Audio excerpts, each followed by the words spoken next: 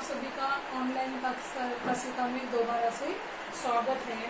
पिछली कक्षिका में सुनो किशोरी आशा रानी होरा जी का पत्र हम पढ़ रहे थे।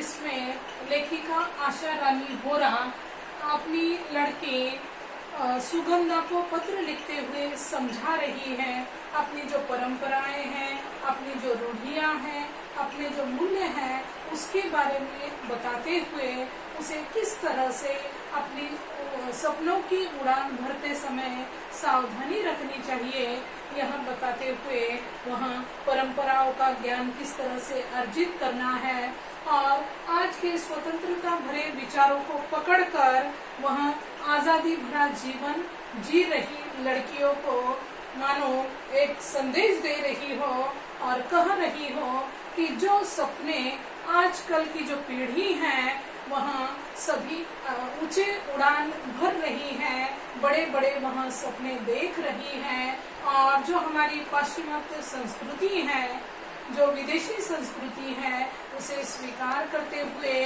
अपने जो भारतीय मूल्य है, संस्कार है, उन्हें वे भूल रहे हैं और भूलने के साथ साथ वहाँ अपने सपनों की उड़ान को उड़ना चाहते हैं। लेकिन लेखिका आशा रानी होरा अपनी लड़की सुगंधा के माध्यम से हमें बताना चाह रही है कि जो लड़कियां हैं वह ऊंची उड़ान सपनों की भरे, लेकिन जैसे ही वह ऊंची उड़ान भरे तो उन्होंने अपनी सच्चाई को याद रखना है, अपनी जो मर्यादाएं हैं, अपनी जो सीमा रेखाएं हैं, उसके भीतर रहकर ही उन्होंने अपने सपनों की उड़ान भरनी है। और वह कह रही है कि तुम्हारे जो पर हैं, डैने हैं, उन्हें मैं काटना नहीं चाहती हूँ, बल्कि उन्हें मजबूत करना चाहती हूँ।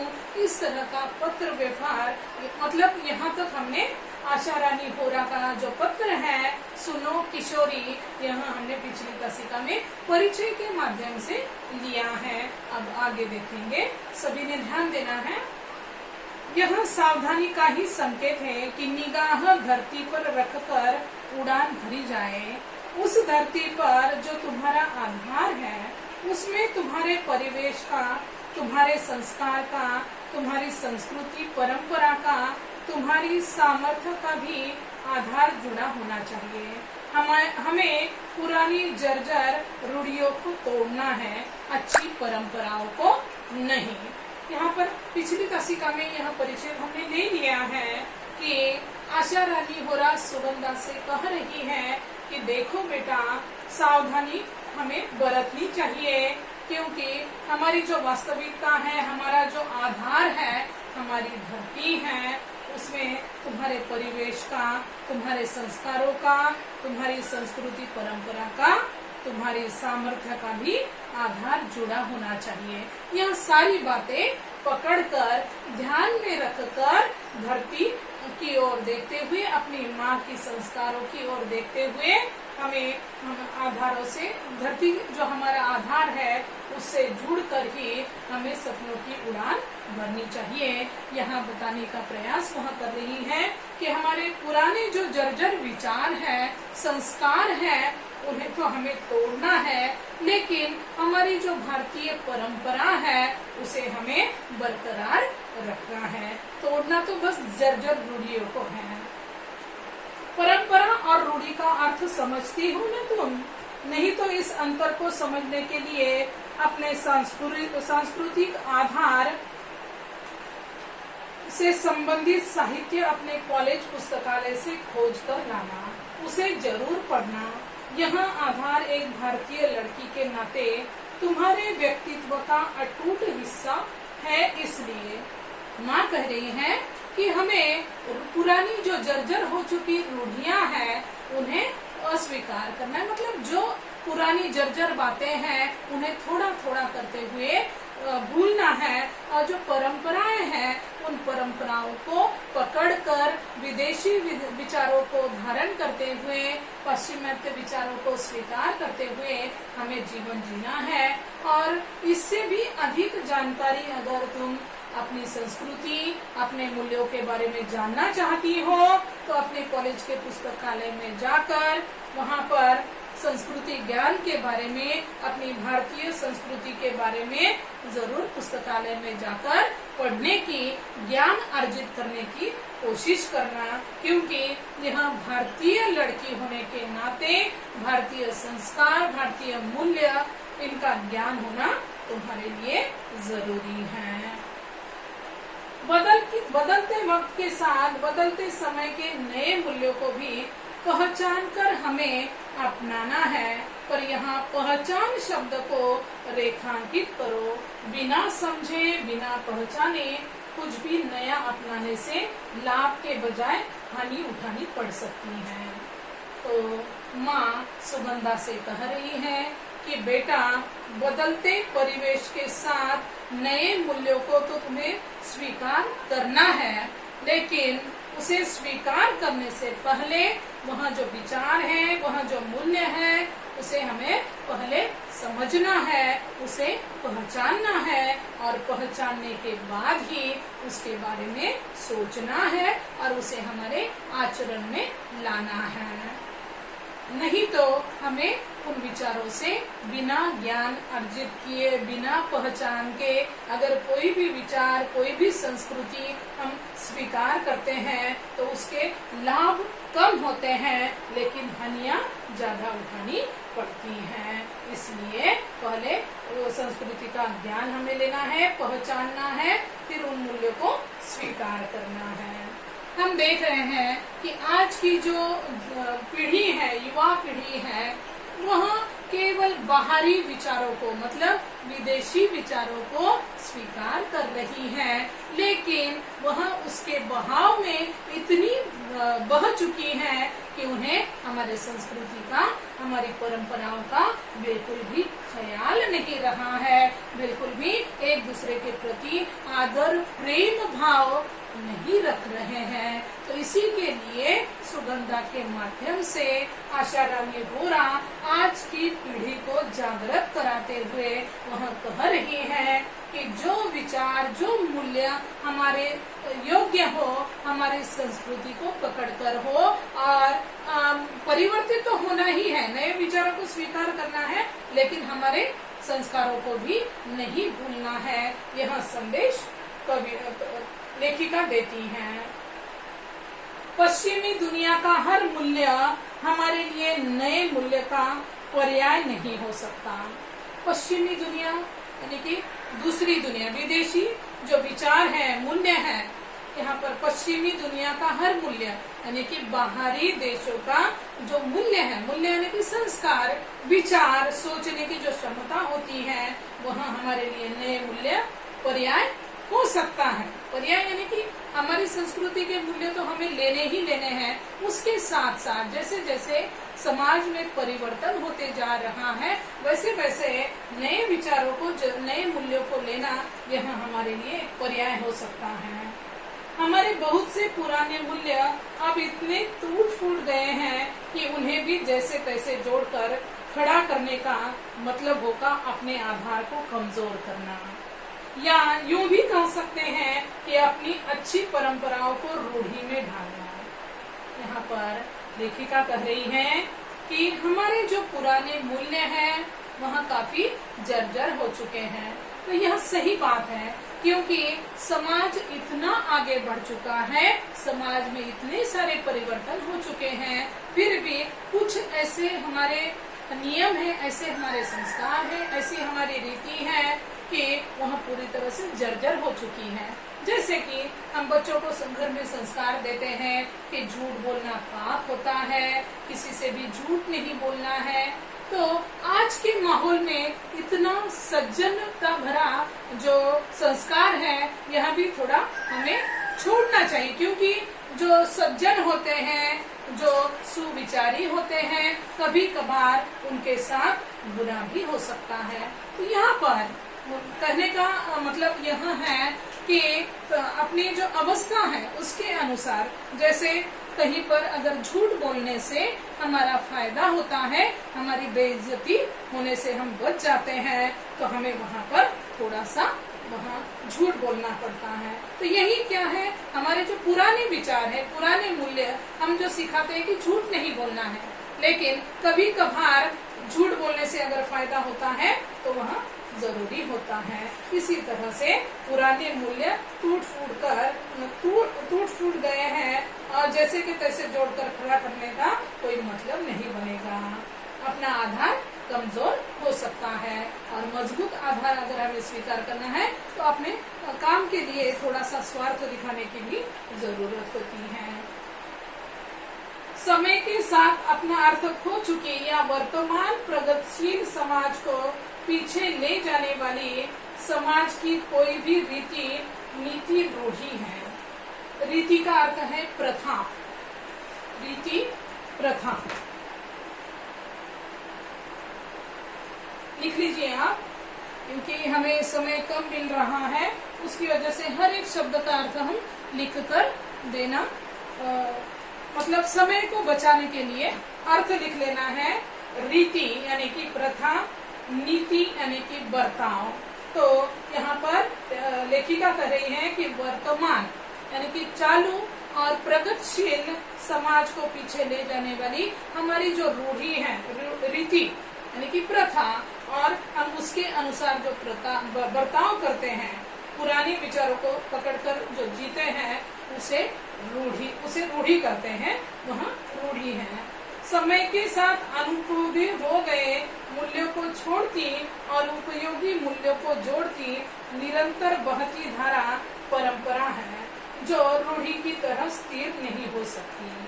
यहाँ पर हमने देखा है कि पुराने विचार जैसे के तैसे रीति के रूप में हम अगर स्वीकार करते हैं तो उसे रूढ़ी कहा जाता है। लेकिन आगे लेखिका कह रही है कि समय के साथ साथ उपयोग में न आने वाले जो मूल्य हैं, अनुपयोगी मूल्य यानी कि उपयोग में न आने वाले जो मूल्य हैं उनको छोड़ती और नए पीढ़ी के साथ, नए परिवर्तनशील प्रगतिशील समाज के साथ जो उपयोगी मूल्य है उन्हें स्वीकार करती हुई जो निरंतर बहती धारा है उस बहती धारा को परंपरा कहेंगे, जो रूढ़ी की तरह स्थिर न होकर वह बहती ही कल जिस प्रकार नदी बहती है उसी प्रकार परिवर्तित होते हुए परंपरा भी बदलती रहती है। यह सारी बातें सुगंधा के माध्यम से समाज की हर एक युवती को, हर एक किशोरी को लेखिका समझाना चाहती है। यह हमारे समय की मांग है कि अपने बच्चों को अपनी संस्कृति, अपनी भारतीय संस्कारों के बारे में बताना आवश्यक हो गया है। यही अंतर है दोनों में, रूढ़ी स्थिर है, परंपरा निरंतर गतिशील है। परंपरा और रूढ़ी का अंतर लेखिका बता रही है कि रूढ़ी स्थिर है और परंपरा निरंतर गतिशील यानी कि हमेशा आगे ही आगे बढ़ने वाली परंपरा। एक निरंतर बहता निर्मल प्रवाह जो हर सड़ी गली रूढ़ी को किनारे फेंकता और हर भीतरी बाहरी देशी विदेशी उपयोगी मूल्य को अपने में समेटता चलता है। मतलब इस परिचय में बताया गया है कि परंपरा क्या करती है, हर नए विचारों को, हर नए मूल्यों को स्वीकार करती हुई वह आगे ही आगे बढ़ रही है। जिस प्रकार नदी का बहाव, जैसे बारिश के दिन होते हैं, अचानक से नदी में बहाव आने लगता है तो उस बहाव में जो गंदी चीजें होती हैं वह बहकर आगे निकल जाती हैं। उसी तरह से परंपरा, सड़ी गली जो पुराने विचार हैं, कूड़ा है, उन्हें फेंकते हुए वह आगे ही आगे बढ़ रही है और आवश्यकता के अनुसार देशी विदेशी मूल्यों को, उपयोगी मूल्यों को, मूल्य केवल मूल्य नहीं, उपयोगी मूल्यों को अपने भीतर समेटना, मतलब अपने भीतर अपने संस्कारों में लाकर अपने व्यवहार में उसका प्रयोग करना। इसलिए मैंने कहा है कि अपने टूटे फूटे मूल्यों को भरसक जोड़कर खड़ा करने से कोई लाभ नहीं। आज नहीं तो कल वे जर्जर मूल्य भर हरा कर गिरेंगे ही। भर हरा कर शब्द का अर्थ लिख लेना है, टुकड़े टुकड़े हो जाएंगे। अपने जो पुराने मूल्य हैं वह कभी न कभी क्योंकि वह जर्जर हो चुके हैं। उन्हें अपने मूल्यों को समय के साथ बदलना ही होगा। अगर जैसे के तैसे हमने हमारे संस्कारों को स्वीकार किया, उसे व्यवहार में लाया, तो हमारा नुकसान ही होने वाला है, क्योंकि पुराने विचार भरहरा कर कभी न कभी गिरने ही वाले हैं। इसी तरह पश्चिमी मूल्य भी जो हमारी धरती के अनुकूल नहीं है, अनुकूल नहीं है मतलब योग्य नहीं है, बराबर नहीं है। जिस तरह टूटे फूटे विचारों को, मूल्यों को स्वीकार करते हुए हम आगे बढ़ेंगे तो हमारा नुकसान ही होने वाला है। उसी तरह जिस तरह पुराने विचारों को, मूल्यों को पकड़कर आगे बढ़ने से हमारा नुकसान होने वाला है, लाभ नहीं, हानि होने वाली है, तो उसी तरह पश्चिमी विचारों को जो हमारी धरती के अनुकूल नहीं है, पश्चिमी जो मूल्य है हमारे धरती के योग्य नहीं है, उसे जो के त्यों यानी कि जैसे के तैसे यहाँ नहीं उगाए जा सकते। उगाएंगे तो वे पौधे फलीभूत नहीं होंगे, होंगे तो जल्दी झड़ जाएंगे, वे फल हमारे किसी काम के नहीं होंगे। तो वास्तव में किसी पेड़ को लगाना यहाँ पर अर्थ नहीं है। यहाँ पर लेखिका कहना चाह रही है कि जो पश्चिमी विचार है उनमें परिवर्तन लाकर उन्हें उगाना होगा, मतलब हमारे मूल्यों में उन्हें मिलाकर हमारे आचरण में, हमारे व्यवहार में, हमारे व्यक्तित्व में उन मूल्यों को लाना होगा। क्योंकि अगर उनमें परिवर्तन नहीं करेंगे तो जैसे के तैसे वहाँ हमारे संस्कारों में, हमारे व्यवहार में हम ले नहीं सकते हैं, और इसी के कारण फायदे के बदले हानि ही हो सकती है। और आगे कह रहे हैं ना, पौधे फलीभूत होंगे, यानी कि जो बीज हम पश्चिमी विचारों के, मूल्यों के बोएंगे वह उगेंगे, वह फलीभूत भी होंगे, लेकिन वह जल्द ही झड़ जाएंगे, उसके फल फूल हमारे किसी काम में नहीं आएंगे। इसलिए पश्चिमी विचारों को स्वीकार करते हुए और हमारे मूल्यों को मिलाकर, जोड़कर हमें उन्हें स्वीकार करना होगा। मुझे लगता है पत्र का यह अंश आज तुम्हारे लिए कुछ भारी हो गया है। बेहतर है अपनी संस्कृति व परंपरा को ठीक से समझने के लिए फुर्सत के समय इससे संबंधित साहित्य पढ़ना, इसलिए कि यह बुनियादी जानकारी हर भारतीय लड़की के लिए जरूरी है, जिससे वह अपनी धरती, अपनी जड़ों को अच्छी तरह से पहचान सके।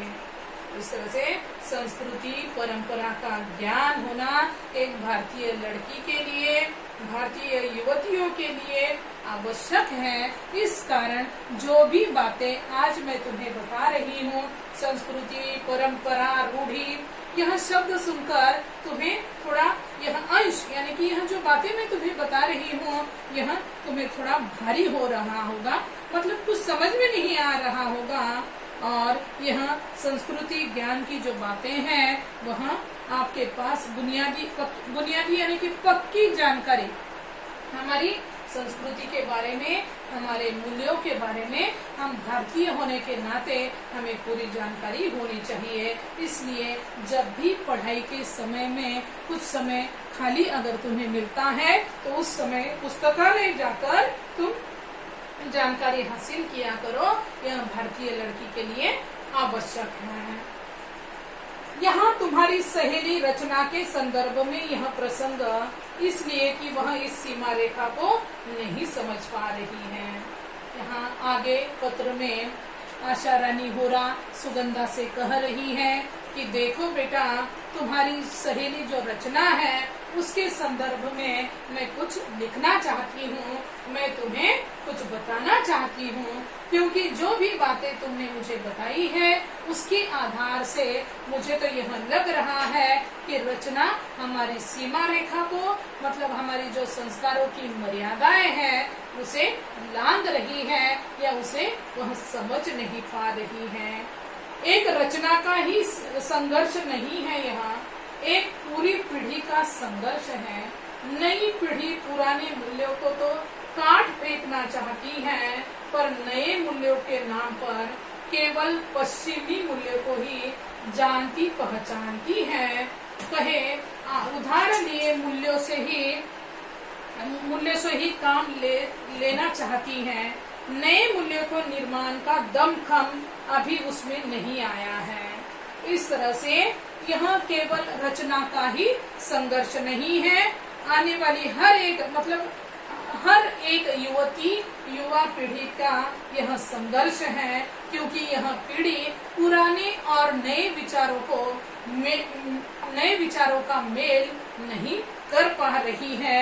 यह युवा पीढ़ी पुराने मूल्यों को तोड़ फेंकना चाहती है और केवल पश्चिमी मूल्यों को स्वीकार करते हुए आगे बढ़ना चाहती है। केवल कहे सुने जो मूल्य हैं, जिनके हमने वास्तविक व्यवहार में नहीं लिया है, उनके बारे में जान पहचान नहीं है, ज्ञान हमारे पास नहीं है, फिर भी उन्हें स्वीकार करते हुए हम अगर उसे अपने व्यवहार में लाना चाहते हैं तो यह गलत बात हो रही है। हमें नए मूल्यों के निर्माण का दमखम अभी उसमें नहीं आया है, और इस तरह से जो रचना करने जा रही है वह गलत बात है, क्योंकि नए मूल्य को तो उसने स्वीकार कर लिया है, लेकिन नए मूल्यों को पुराने मूल्यों के साथ जोड़कर एकत्रित लाकर परंपरा में परिवर्तित करने का जो दमखम यानी कि जो ताकत, दमखम का अर्थ है ताकत, उसमें अभी नहीं आई है।